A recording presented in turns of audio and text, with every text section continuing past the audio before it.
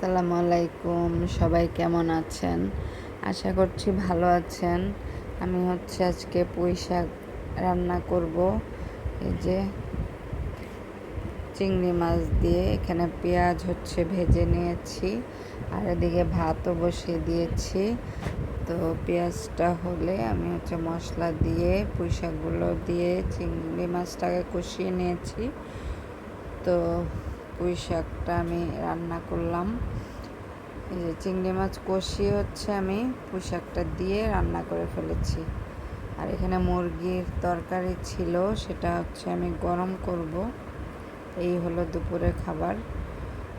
আর এখানে সন্ধ্যায় আমি নুডলস রান্না করব। তো পেঁয়াজ ভেজে নিয়েছি, তারপর পেঁয়াজের মধ্যে ভালো করে লাল লাল করে ভেজে ওর মধ্যে ডিম দিয়ে দিব। এখানে নুডলসটা সিদ্ধ করে নিয়েছি। তো এই যে পেঁয়াজটা লাল লাল হয়ে গিয়েছে, এর মধ্যে আমি এখন ডিম দিয়ে দিব। তারপর কাঁচামরিচ দিব। এই যে ডিম কাঁচামরিচ দিয়ে ডিমটা একটু ঘুটে ভেজে নেব। এই তো একটু ভাজা হয়ে গেলে তো আমি নুডলসগুলো দিয়ে দিব। কে কীভাবে রান্না করেন কমেন্ট করে জানাবেন। আমি তো আমারটা আপনাদের সাথে শেয়ার করলাম। এই যে এখন নুডলসগুলো দিয়ে দিব। এটা ডিমটা হয়ে গিয়েছে প্রায় ঝুরি ঝুরি করে।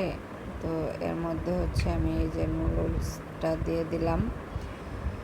তো এটা কিছুক্ষণ উল্টিয়ে পাল্টিয়ে এর মধ্যে আমি মশলাটা দিয়ে দিব। হালকা একটু লবণ দিয়ে দিয়েছি। আর ম্যাগি নুডলসের মশলাগুলো আমি এক এক করে দিয়ে দিয়েছি। যে এখানে আমি 6টা নুডলস রান্না করেছি। তো এখানে প্যাকেট সবগুলাই দিয়ে দিব। আর এমনিতে নুডলসের ম্যাগি নুডলসের মশলা দিইনি। এই যে এটাকে আমি এখন নেড়ে চেড়ে ভেজে নিয়েছি। তো আজকের মতো এখানেই শেষ করছি। আল্লাহ হাফেজ।